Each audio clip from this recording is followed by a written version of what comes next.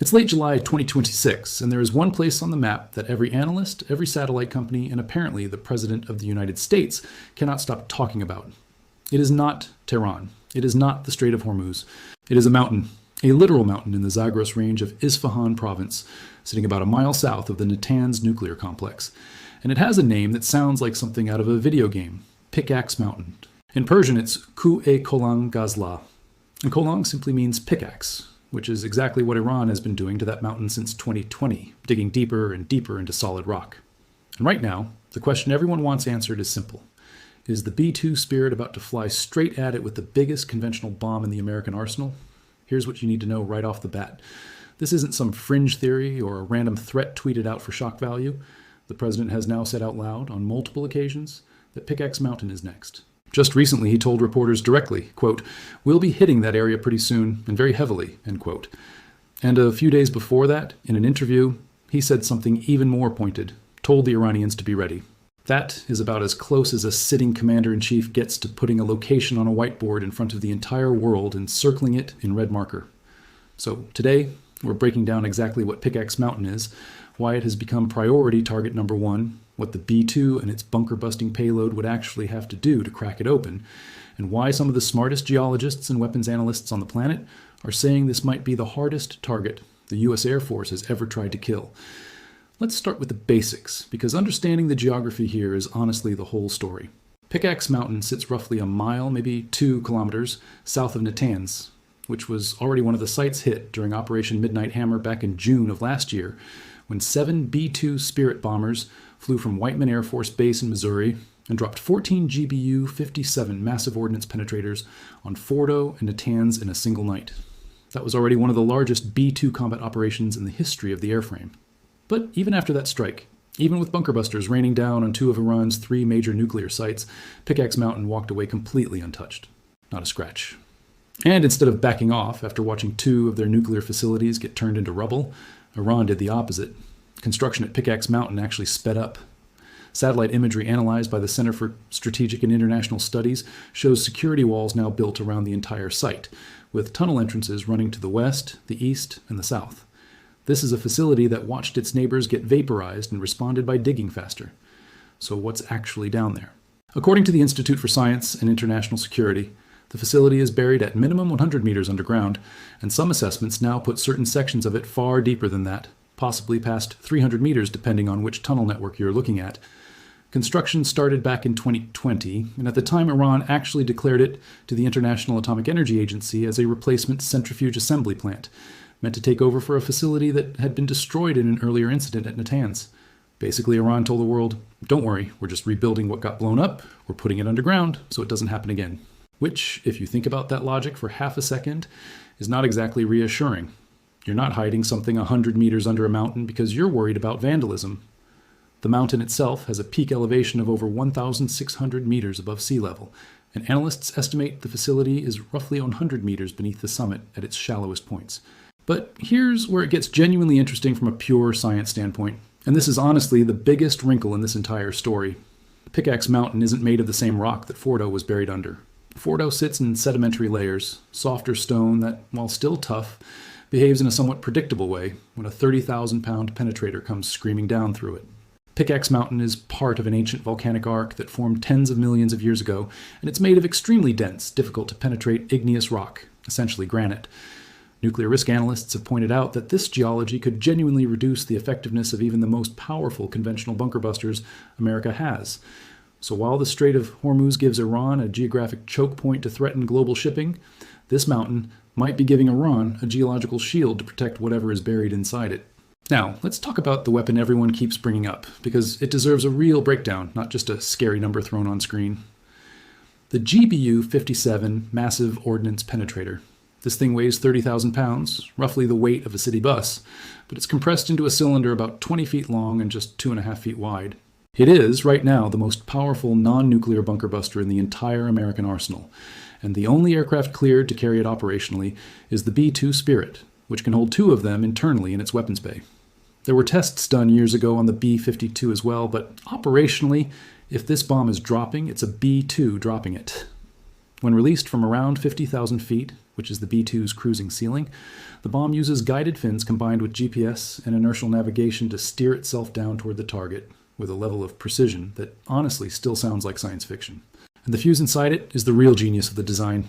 It's built to essentially count layers as it punches through rock and concrete, sensing when it's passed through hollow space like a tunnel or a chamber, and it can be programmed from inside the cockpit to detonate at a specific depth, rather than just going off on impact. That means the weapon isn't relying on brute force alone, it's trying to find the exact moment inside the structure, where detonation does the most damage. But here's the honest problem, and this is where you have to separate hype from physics. Multiple weapons experts have pointed out that a 2007 Air Force report on the GBU-57 indicated the bomb was designed to penetrate up to about 200 feet, which is roughly 60 meters, before detonating. If Pickaxe Mountain's deepest chambers really do sit past 100 meters, and some assessments suggest sections may run even deeper into that granite, that leaves a real question mark on whether a single GBU-57 strike, even from a B-2, can physically reach the bottom of that facility in one pass. During the Fordow strike last year, the solution to a similar problem was to drop multiple penetrators into the same aim point, essentially drilling deeper with each successive impact, like knocking on the same door with a sledgehammer until it finally gives way. Reports also indicate that during that operation, some of the weapons were aimed specifically at ventilation shafts leading into the underground complex, because a shaft gives the bomb a pre-existing weak point to exploit, rather than forcing it to punch through solid, unbroken rock the entire way down. So if a strike on Pickaxe Mountain happens, don't expect one bomb, one boom, mission accomplished. Expect a sustained sequence, potentially multiple B-2 sorties, multiple penetrators stacked into the same coordinates, methodically working deeper with every pass, almost like carving out a shaft with repeated blows rather than a single knockout punch. Think of it less like a heavyweight boxer landing one haymaker and more like a woodpecker that refuses to quit, hitting the exact same spot over and over until the structure underneath finally collapses in on itself. That is, quite literally, the difference between Fordow and Pickaxe Mountain. Fordow was hard. Pickaxe Mountain, because of that granite, might be the hardest target the United States has ever attempted to crack with a conventional weapon. Now, some analysts have floated another wrinkle here, and it's worth mentioning because it's already shaping up how this next phase of the campaign is being planned. There's been reporting that a B-1 Lancer was used just this week to strike Islamic Revolutionary Guard Corps targets elsewhere in Iran, marking one of its first deployments since the ceasefire collapsed. Now, the B-1 cannot carry the GBU-57. It physically isn't built for that weapon. But what it can do is carry an enormous payload of other munitions, dozens of 2,000-pound bombs or cruise missiles in a single sortie, and that tells you something important about the broader strategy. The B-1 and other assets are almost certainly being used to soften the surrounding area first, taking out air defenses, radar sites, and anything protecting the airspace around Pickaxe Mountain, clearing the path so that when the B-2s do arrive for the main event, they're flying into contested airspace that has already had its teeth pulled. It's the suppression of enemy air defenses playbook applied at a much larger, more deliberate scale, and it lines up with everything we've already watched happen at other sites throughout this conflict. Let's rewind a little bit and put this into the bigger picture, because Pickaxe Mountain didn't become a headline out of nowhere. The site actually goes back to 2006, when the underground construction near Natanz was first discovered, and it's been on watch lists for nonproliferation experts for nearly 2 decades. But everything accelerated after Operation Midnight Hammer last June. Once Fordow and Natanz took direct hits, satellite companies started noticing something odd.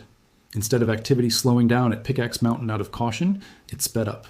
Analysts at the Institute for Science and International Security published imagery showing rock and soil being deliberately pushed back and leveled over tunnel entrances, essentially camouflaging the openings, along with a newly built concrete reinforced structure at the head of one of the tunnels. That is not the behavior of a facility trying to look abandoned. That is the behavior of a facility trying to look finished and sealed while continuing to operate underneath the surface. And this is where the international politics get genuinely tense, because nobody, and we mean nobody from the outside world, actually knows for certain what's down there right now. The United Nations nuclear watchdog, the IAEA, has never been granted access to the site. Its director, Rafael Grossi, has said publicly that Iran had previously announced intentions for nuclear activity at the location, but access has simply never been given since. That leaves the world working almost entirely off satellite imagery and inference. When the president was asked directly about reports that centrifuges may have already been moved into the mountain, his answer was carefully worded. He said it doesn't mean anything unless uranium has also been moved in alongside them, which is actually a really important distinction if you think about it for a second. Centrifuges without enriched material are just expensive, useless machinery sitting in a hole. Centrifuges with material moved in alongside them are an active enrichment program, and that's the line nobody wants Iran to cross. Non-proliferation experts have been blunt about what they think needs to happen next. One senior policy figure recently laid out what she called 2 urgent tasks that need to be completed before any wind down of major combat operations against Iran. First, in her words, neutralize Pickaxe Mountain. Second, recover or eliminate any highly enriched uranium stockpiles before they can fall into the hands of surviving regime elements or other bad actors. That's about as blunt as policy language gets. It's not hedged, it's not diplomatic. It is a direct statement that this mountain has to be dealt with before anyone starts talking about an off-ramp. And when you line that up with new figures released by Central Command showing that since the current operation began in late February, more than 7,800 targets have already been struck across Iran, you start to understand the scale of what's already happened and how conspicuously this one location has been left standing through nearly all of it. Naturally, Iran's response to all of this has been exactly what you'd expect from a regime that knows the world is watching a countdown clock. Officials have publicly dismissed the entire conversation as fabricated, with one senior figure calling the focus on the mountain, quote, nothing more than a fabricated pretext for aggression, destruction, and sabotage, insisting no nuclear activity is taking place there at all. Which is an interesting claim to make about a site the regime itself declared to international inspectors as a future centrifuge facility back in 2020, and then proceeded to wall off, camouflage, and deny access to for years afterward. If there's truly nothing going on down there, opening the doors to inspectors would be the easiest way in the world to prove it. Instead, the tunnels stay sealed, the imagery keeps showing reinforcement work, and the rhetoric keeps escalating in the opposite direction, with separate warnings from Tehran that any strike on the mountain would be treated as a full expansion of the war itself. It's the kind of statement that sounds tough in a press release, but doesn't actually change the physics of what a B-2 can do at 50,000 feet. Let's talk honestly for a second about what this strike would actually mean if it happens, because there's a difference between confidence and certainty here, and it's important not to blur the two. Even the most optimistic assessments of the GBU-57 acknowledge real limitations. This bomb has never had to punch through granite at this kind of depth before. Fordow was sedimentary rock reinforced with concrete. This is a volcanic mountain that formed over tens of millions of years. Some geologists have compared the situation to the natural choke point advantage Iran holds over the Strait of Hormuz, except here the terrain itself, not a strait of water, is doing the defending. That means even a technically successful strike, one that lands exactly where it's supposed to and detonates exactly when it's supposed to, might only achieve partial destruction on the first attempt. Multiple sorties, repeated hits on the same coordinates, and possibly a combination of penetrators aimed at ventilation shafts alongside penetrators aimed directly at the tunnel entrances may all be required just to get close to matching what one strike accomplished at Fordow. There's also the question of what's actually worth destroying once you get there. If the facility really is being used to assemble new centrifuges rather than to enrich material directly, destroying the physical tunnels and equipment inside still matters enormously because it sets back Iran's ability to rebuild what was lost at Natanz and Fordow. But if uranium stockpiles have genuinely been relocated into the mountain alongside that equipment, the strategic calculation becomes far more complicated, because a strike that seals those materials under tons of collapsed granite doesn't necessarily eliminate them, it just makes them significantly harder to account for. That's precisely why analysts have been so insistent that recovering or securing that enriched uranium has to happen alongside any strike, not as an afterthought years later. You can crater a mountain, you cannot unbury what's still inside it just by walking away and calling the job finished. If you've been following this channel through the last several weeks of strikes across Iran's coastline, its ballistic missile depots, its drone storage facilities, you already know the pattern by now. Every single time Iran escalates, whether that's hitting tankers in the Strait of Hormuz or launching drones at positions in Kuwait, Bahrain, and Jordan, the response from Central Command has been immediate, methodical, and has steadily widened the target list. Pickaxe Mountain fits directly into that pattern, except this isn't a radar site or a missile depot that can be rebuilt in a matter of months. This is the crown jewel. This is the one target that, if it goes forward, tells you the administration has decided there is no version of this conflict ending with Iran's nuclear ambitions left even partially intact.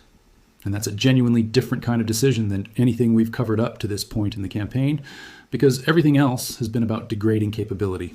This is about removing it entirely. Let's talk about the aircraft itself for a minute, because the B-2 spirit is honestly just as much a part of this story as the bomb it's carrying.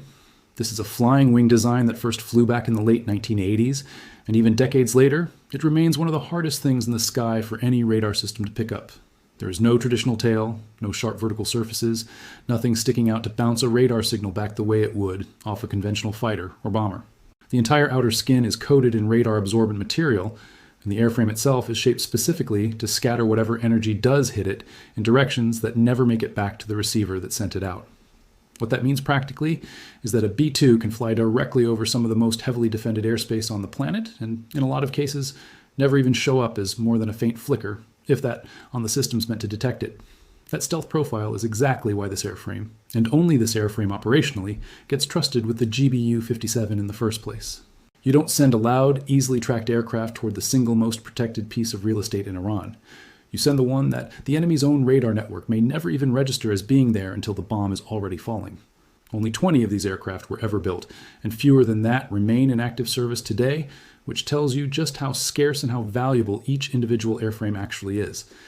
Every mission a B-2 flies against a target like this involves a level of planning that most people never see.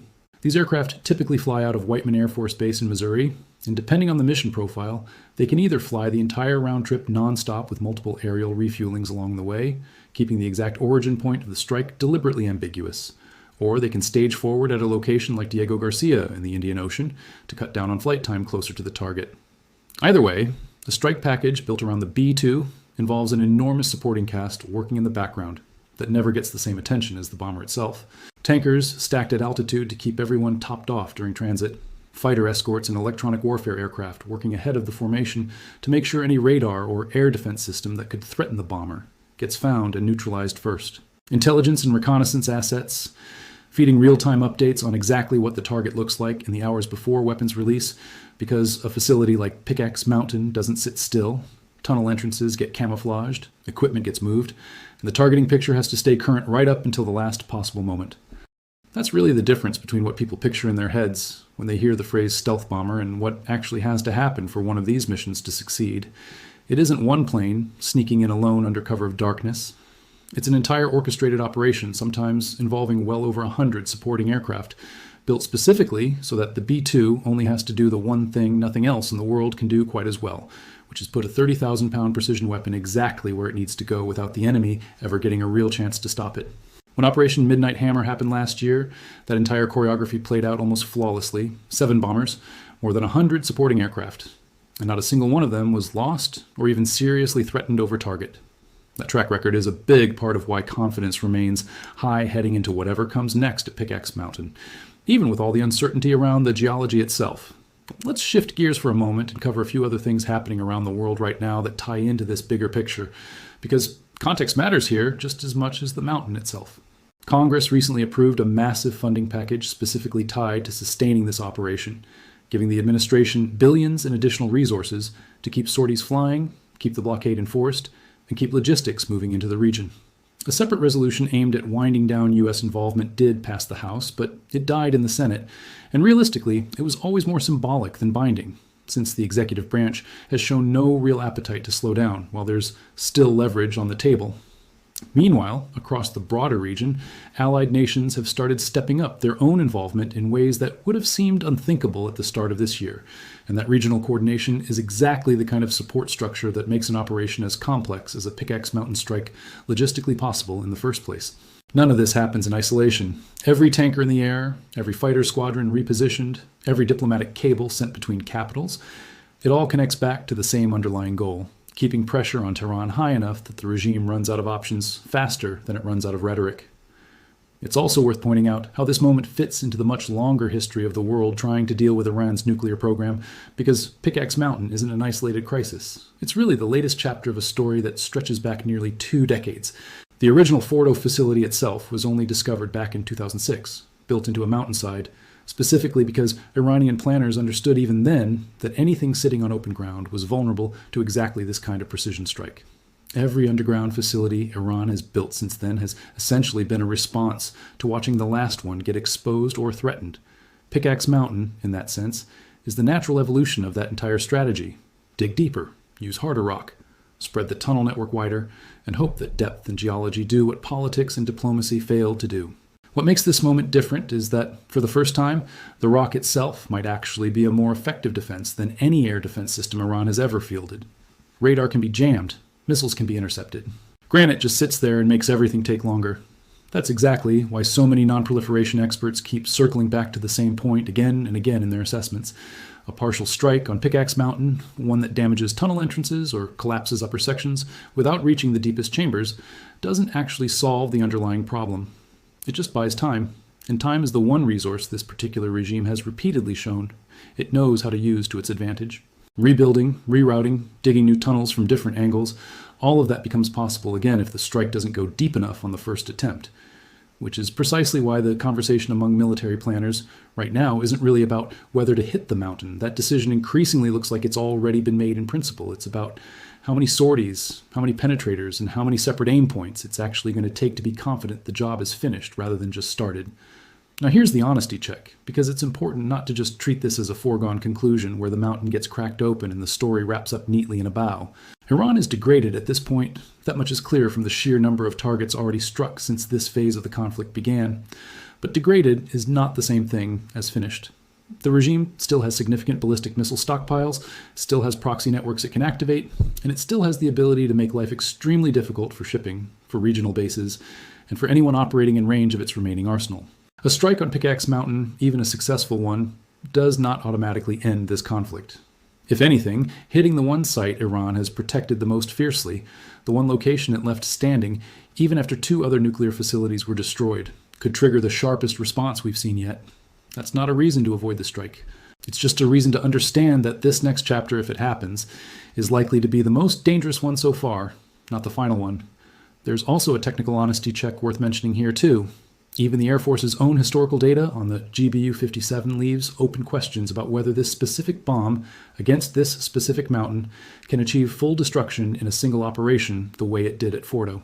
Independent geologists studying satellite imagery of the mountain's composition have been fairly candid that the ancient volcanic rock making up Pickaxe Mountain behaves differently under kinetic impact than the sedimentary layers at other Iranian nuclear sites. That doesn't mean the weapon fails. It means the outcome is genuinely less predictable, and predictability is usually the entire point of a precision-guided munition. When military planners talk about needing potentially dozens of sorties or repeated strikes on the same coordinates just to match what one strike accomplished elsewhere, that's not defeatist talk. That's just an honest read of the geology sitting on the table in front of them. So where does this actually leave things heading into the next few days? All the pieces are visibly on the board.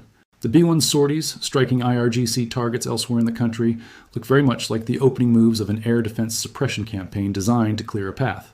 The president has now stated, on the record, more than once, that Pickaxe Mountain is next, and has stopped short of giving anything resembling a firm timeline beyond, in his own words, pretty soon. Satellite imagery continues to show Iran reinforcing rather than abandoning the site, and non-proliferation experts are publicly stating that neutralizing this exact location is one of the 2 most urgent unfinished tasks left in this entire conflict. When you stack all of that together, it doesn't read like idle threat-making anymore.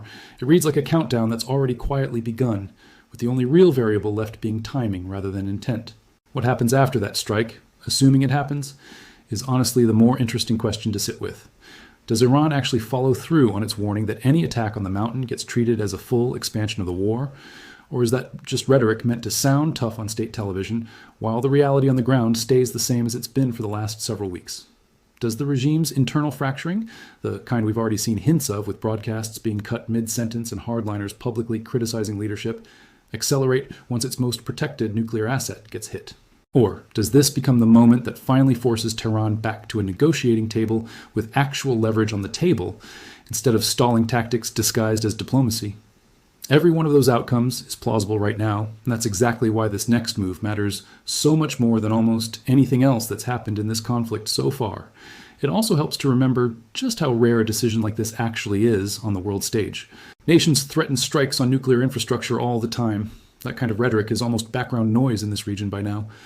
What's genuinely rare is watching a country repeatedly telegraph, on the record, exactly which mountain it intends to hit, weeks in advance, while the target keeps visibly reinforcing itself in plain sight of every satellite watching from orbit. That's not typical military behavior. Normally, an operation like this stays classified until the moment it happens. Precisely so, the element of surprise isn't lost. The fact that this one keeps getting talked about openly suggests either supreme confidence that Iran has no real way to stop it regardless of warning, or a calculated attempt to apply psychological pressure on the regime before a single bomb ever leaves the bay, possibly both at once.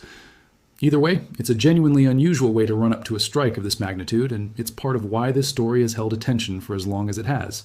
If you've made it this far, drop your takedown in the comments, because this is genuinely one of those stories where the analysis is still being written in real time. Do you think the GBU-57 can actually reach deep enough into that granite to get the job done in one campaign? Or is this going to take weeks of repeated sorties hammering the same coordinates before anyone calls it a success? Do you think Iran's warnings about treating a strike as a full expansion of the war are serious, or just more noise from a regime that's been making similar threats for months without following through? And do you think this is the moment that finally forces some kind of real negotiation, or does it just open up an even more dangerous chapter of this whole situation? Make sure you're subscribed so you don't miss the follow-up the moment those B-2s actually leave the runway. Hit like if you want more of these deep dives breaking down the actual hardware and geology behind these headlines instead of just the surface level talking points, and share this with anyone who's been trying to understand what Pickaxe Mountain actually is and why it suddenly became the most talked about piece of rock on the planet. This story is moving fast, and there is a very real chance the next update on this exact mountain comes within days, not weeks. Stay tuned, because when those bombers do go in, you're going to want to understand exactly what you're looking at.